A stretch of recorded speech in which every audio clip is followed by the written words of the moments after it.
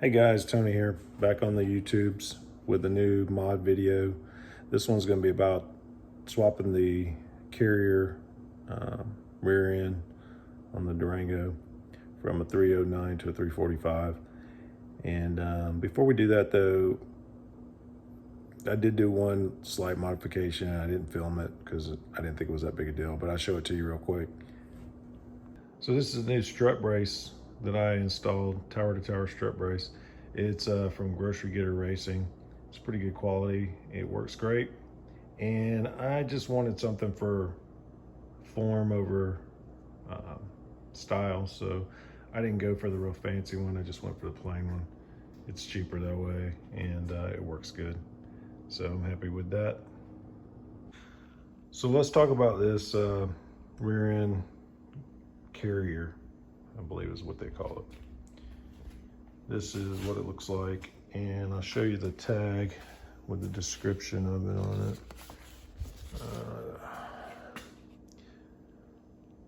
So this is from LKQ. It's pretty cheap too. But you see there it says it's a 230mm ring, 906 ring gear, 345 ratio. And I picked another one up before I got this one, and it actually was the wrong ratio. They gave me a 309, just like what comes in the RT already.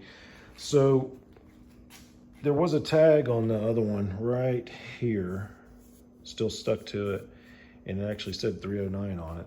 After I cleaned it up, I found that.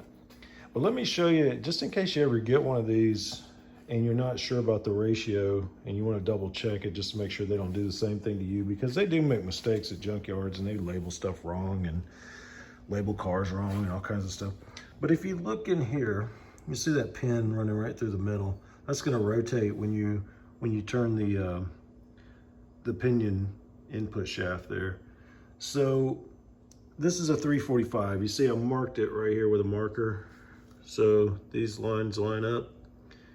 So whenever you turn the drive shaft 3.45 times, this pin in here should rotate one full round. So I'm going to demonstrate that real quick. I'm going to show you. I'm going to turn this one round. You see that moved. So that's one right there. And then we're going to go. That's two.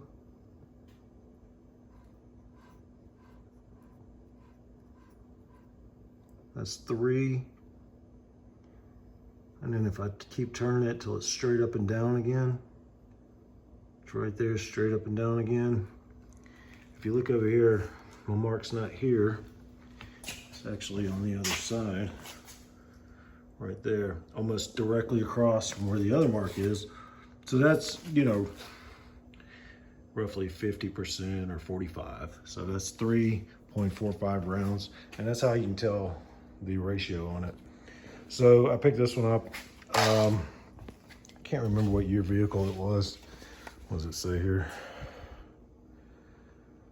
2014 Grand Cherokee.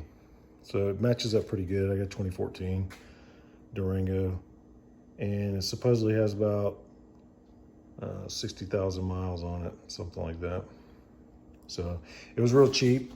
Total with tax and everything was, I think right at $200. So I'll be installing that this weekend. So the next part of the video is going to be a different day, and I'll be at my buddy Mike's garage working on it. And as far as I can tell, there's not really any other indicators that's to the gear ratio. There is some stamping right here. Not sure what that says. ZF, Chrysler.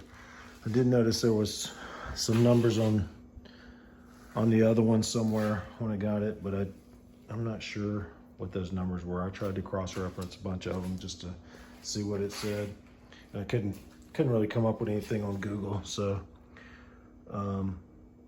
but it looks like it's in pretty good shape. So it feels nice and smooth when I turn it. There's no grinding or anything like that. So hopefully this will work good. All right, so it's another day, and I'm here at Mike's shop and getting ready to put this in. I've used a wire wheel and my drill to clean it up real good, get all the oxidation off, and then I put a little coat of silver paint on it just to keep it from oxidizing again. But I believe what I'm gonna do is pull the upper control arm bolt here,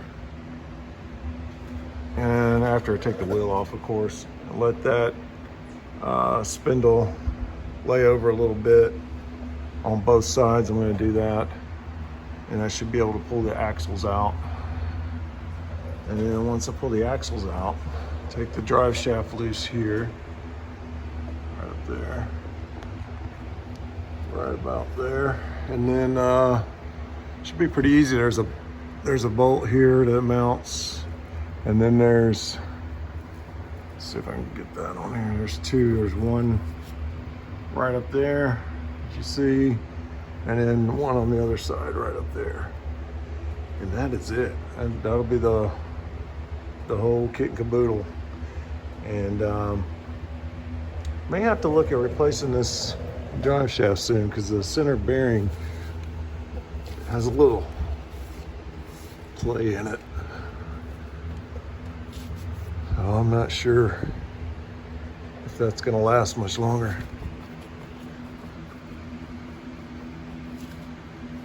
All right, so I'm also going to have to drop the exhaust, unfortunately, from these clamps back, which is not too bad.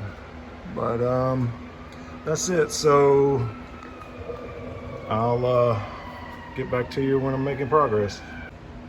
All right, guys, so once again, I'm here about halfway through. I've taken all this loose on each side, and my drive shafts or axles are just hanging right there. The drive shaft is hanging, the exhaust is on the floor, and ready to unbolt the rear end. The 3 bolts will hold it up there, drop it down, and put the new one up. So I'll update you in a minute. All right, so here we go. The bolts are just hanging there. So got those 2 out, and then this 3rd one, it's out. And the rear end is ready to drop down. Let's see if we can see what happens here.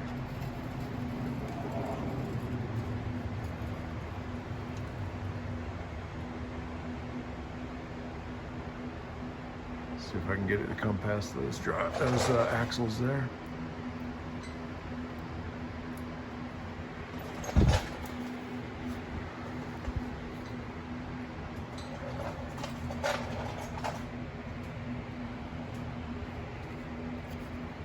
All right, so I'm gonna have to work on getting that axle to pull out. Okay, so I got the, I just slid it side to side to get the axles out.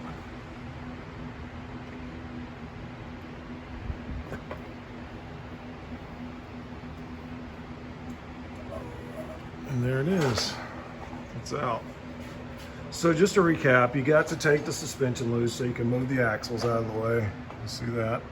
You got to take the exhaust down because it sits right below the chunk, and then the drive shaft, of course, and then the 3 bolts, and that's out. So now it'll be time to put the new one in. All right, just another quick update. I've got the rear end carrier back up in there, and it's all bolted in, drive shaft's back in place. Exhaust is up there, but I'm still working on it. I'm still gonna put together the rear suspension and the brake calipers back on. And that'll be about it. This exhaust I'm gonna spend a little bit of time on, make sure I get it adjusted correctly, and everything put back in place right.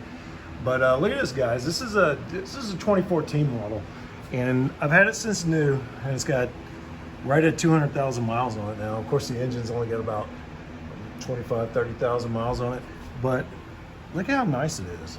I mean, there's hardly no dirt. I mean, it's a little dirty, but it looks really good, really good. So this is what your vehicle could be like if you take care of it and clean it on a regular basis, even cleaning the undercarriage every once in a while. But once I get finished, I'll show you the finished product. All right, so finally got the exhaust back up in place. Made sure it was all nice and lined up good and tight. And rear end's in, changed the fluid. Had some old nasty fluid in it, didn't have much in it though. But I put some all new fluid in, synthetic fluid. And it's all buttoned up. The only thing left to do is put the wheel back on, and it'll be time to give it a test drive. And that's pretty much it. So if you have any questions, just leave your questions in the comments. And you know, if you want to try this yourself, it's not that hard of a job, to be honest with you. So that's it. Oh yeah, one more thing. How about a cold start?